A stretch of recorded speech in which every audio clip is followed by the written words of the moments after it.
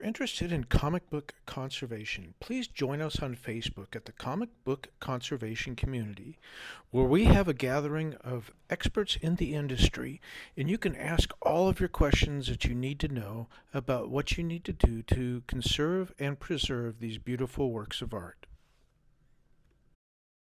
Please join Dr. Paul from Liberty Hill Comics, Phantom Phil from Phantom Restorations, and myself, Captain Larry from Flying Owl Comics, every Sunday night on YouTube at 8:35 p.m. Eastern. We talk about everything comic conservation and what's happening in the market. So please come join us. You can find us at Liberty Hill Comics on YouTube and Flying Owl Comics on YouTube.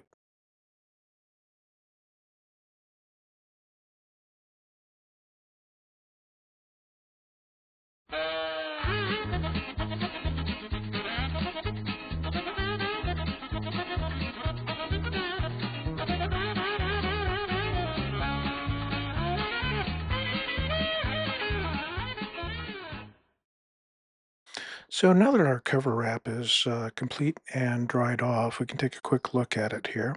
It looks like the pulp filled in quite nicely around the edges and in the gaps in the middle, and I'm quite pleased with the color.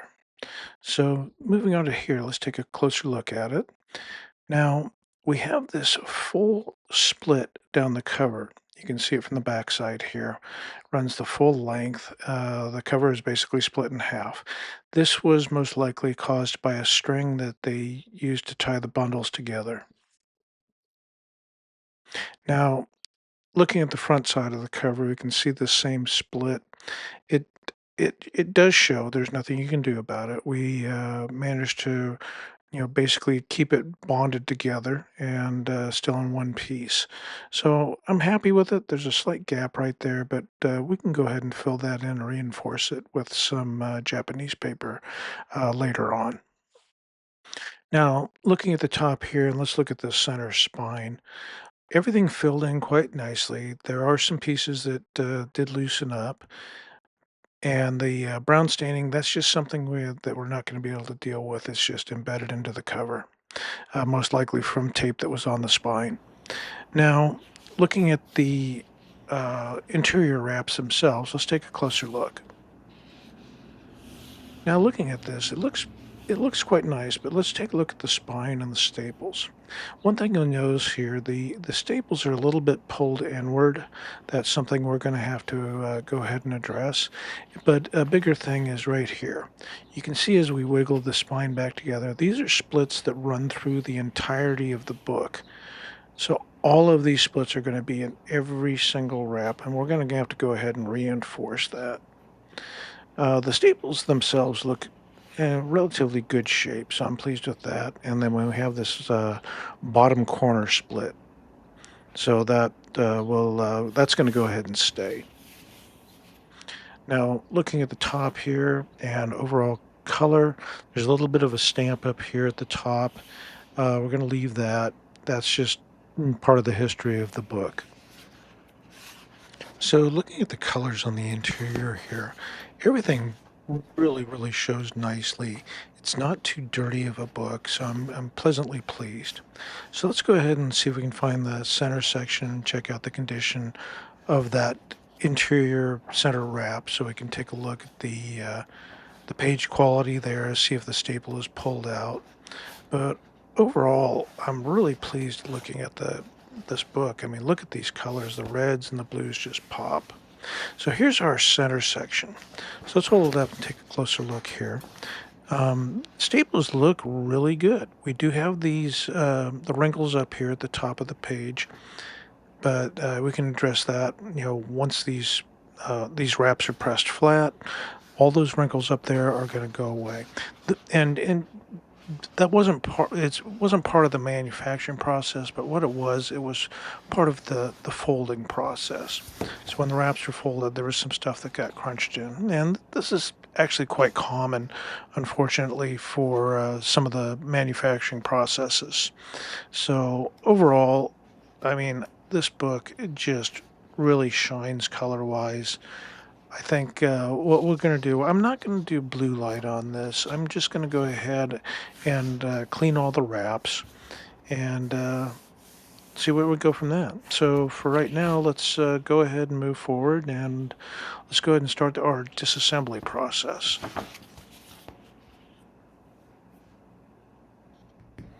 So now that we have our interior wrap set up, this is a capable staple tool from Rick Morgan at Immaculate Comics.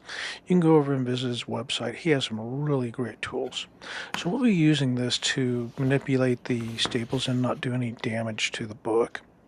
So the first thing we're going to do is go ahead and find the center section of the book, and we're going to bring in our backer board with our blue tape with our top and bottom.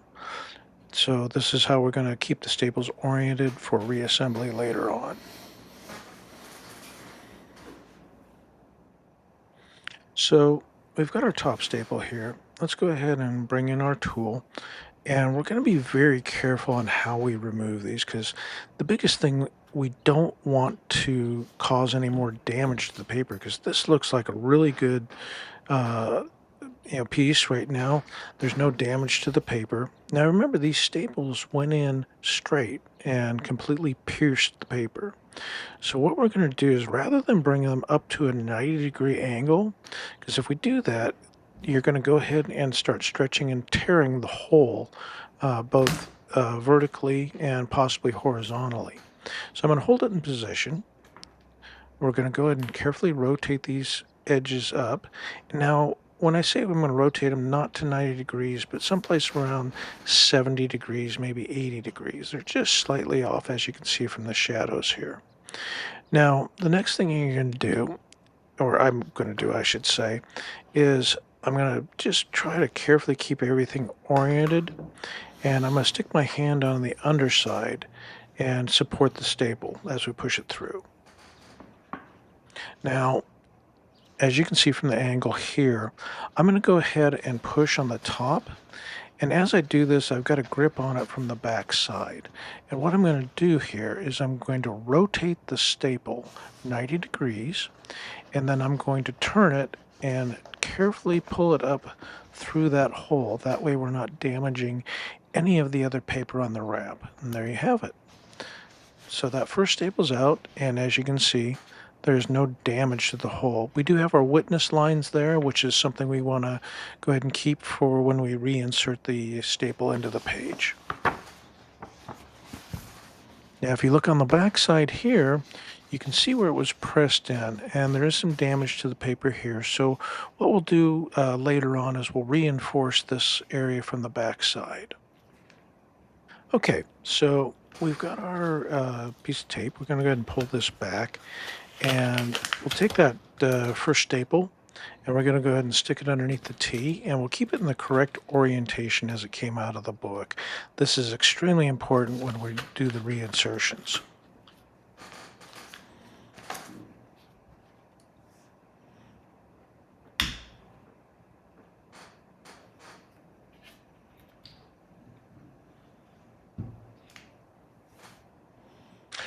Okay, now moving on to our bottom staple here, same procedure is going to apply. We're going to carefully insert this. Now sometimes it's hard to get the tip underneath, so if the staple is really pressed in hard, go ahead and try and manipulate it with something soft, such as your fingernail. No metal on there, because that's going to go ahead and mar the staple. Now, if we have mar marks on the staple, that could possibly flag as staple manipulation or something negative towards the reassembly of the book.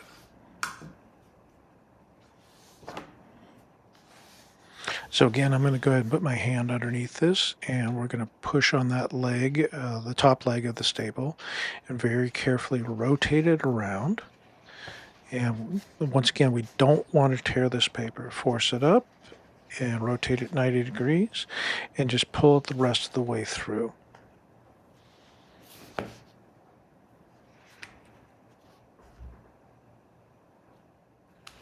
So we'll place the staple in its correct orientation underneath the B on the tape, and that'll be it for now till we're ready for reassembly.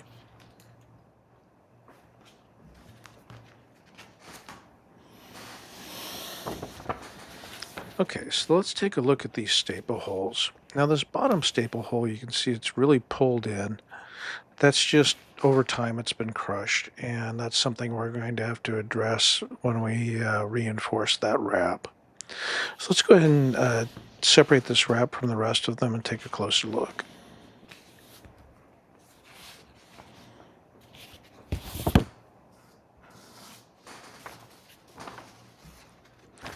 Now looking at this top hole, it is 100% blown out, as I like to say. The staple has been pulled completely through, but yet the paper is still there. So what we're going to do is fold this paper back into position, and then we'll use Japanese paper and wheat paste to reinforce the hole and give the spine its original strength back.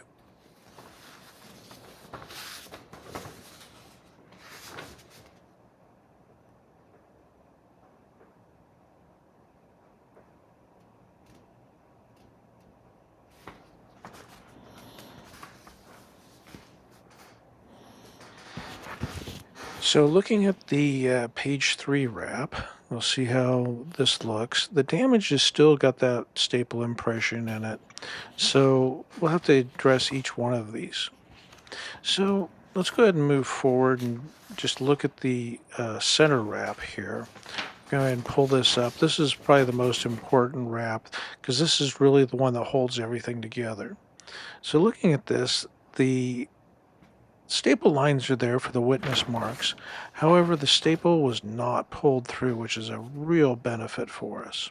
So what we'll go ahead and do is we'll reinforce this piece with Japanese paper as well.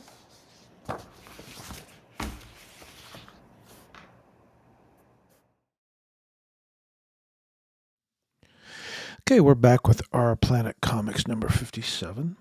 This is a Matt Baker book.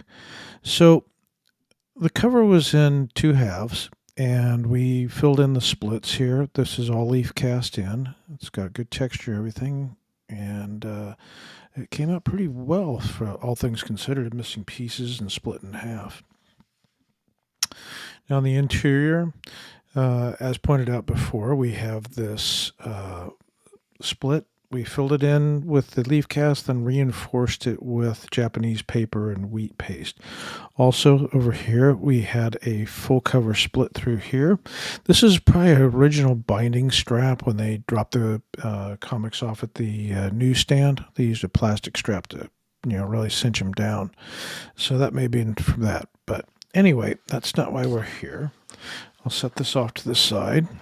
What we're here for is our interior wraps. Now, these wraps have all been de-acidified. They've been pressed clean and flat. Now, if you remember from the original video, and we're going to work on this wrap today, this is where the first wrap, the hole was blown out.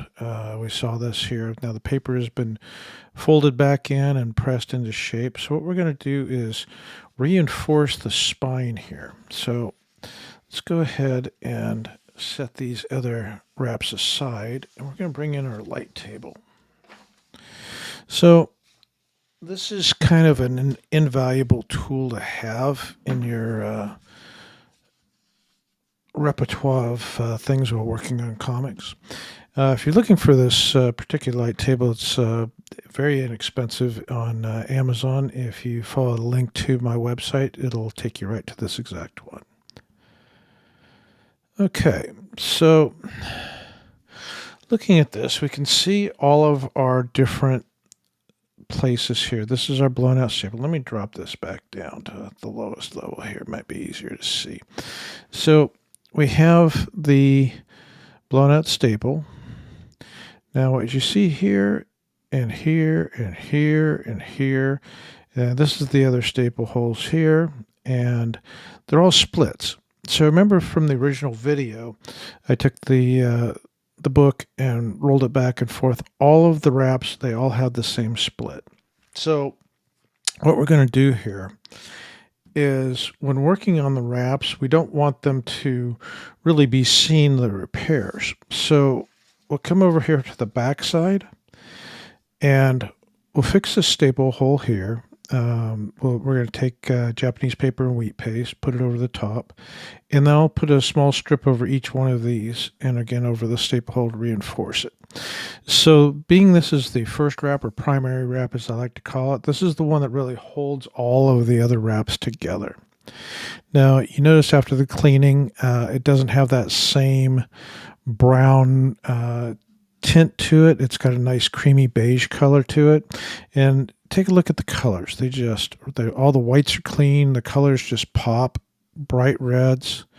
Really, really happy with the cleaning on this. Now, this was done with a calcium hydroxide bath. Some people, and I do it myself sometimes, if it's necessary, expose it to blue light to whiten it. But in certain cases, when you have an older book that's this old and there's different colors of tan right here, you see a darker tan in the middle of the spine towards the lighter. Well, this will make this color even brighter than this. And it really, at times, it can really cause a really bad contrast. So in this particular case, we did not expose this book to blue light. This was strictly a de-acidification, or a neutralization of the acid on paper. Now, the paper, when I tested it earlier, I take the solution, and once it's wet, I measure the solution. And the acidity in the paper was right around a 4, so it's very acidic. What we want to do is, with the calcium hydroxide, pull that acid out. It's a base. So we neutralize it, and we put an alkaline reserve in, which means the acid won't form anymore. So this book will no longer deteriorate. If we'd left it alone, put it in a slab, or just not in a slab, eventually, this is pulp paper. It would literally disintegrate over time, maybe 50 years. These books were not designed to last this long. Now, this book is 85 years old. So we look at it, and we want to preserve it, just like any document. So we take the acid out. This book, once it's back together, is going to last another 100, 200 years. Who knows? Hopefully, we're just caretakers of these books because of their age, and we'll just pass it on, and hopefully the next person takes great care of it. So anyway, let's get to it. We're going to go ahead and start filling these in. Okay, let's talk about some of the things we're going to use today. I have here 2 pieces of Polytex. This is non-woven fiber. So the glue, the wheat paste we're going to use, or wheat starch, will not stick to this at all. There's nothing for it to stick to, but it's a great medium for getting moisture through. So I'll be using that today. I have a spray bottle with calcium hydroxide mixture inside. Our trusty spatula, which I have a couple of these. They're Teflon coated, so we don't mar anything. And tweezers to help with the placement of the tissue. Now let's talk about the tissue for a second. I am using a toned tan to more closely match the color of the paper. Now this is a 5 gram per square meter, so it's extremely light, extremely thin, just 1 strip. And this will blend in nicely with the actual wraps. The important thing that I use, because I am an old dude, I'm 60 years old, so I keep these trusty jeweler's glasses handy. I wear them for close-up work. They're available on my website. They're reasonably inexpensive. I want to say they're about $25. They are invaluable if you have old eyes like mine. Okay, so let's go ahead and mix up our batch of wheat paste.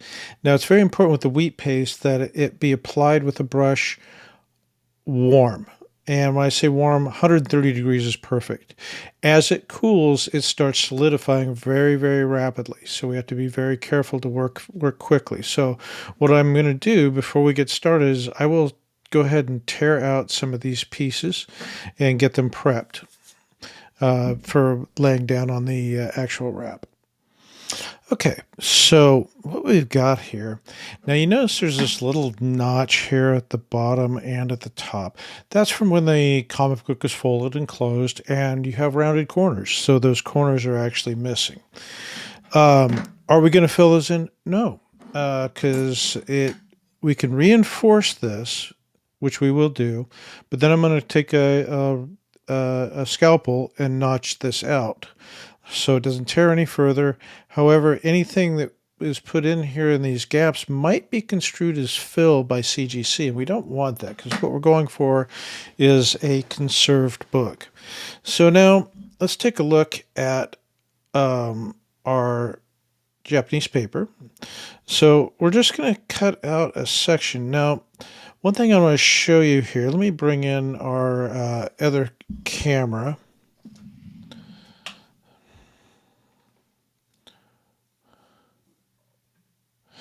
So what we're looking at here, you can see our lower staple hole. Now, if we look at this paper, it's very thin, and what we want is we want it enough that it's going to protect this hole. So I'll tear off a strip here, and this will lay down right there on top of it. Now we move it here. Now you can see it very clearly that it is the paper.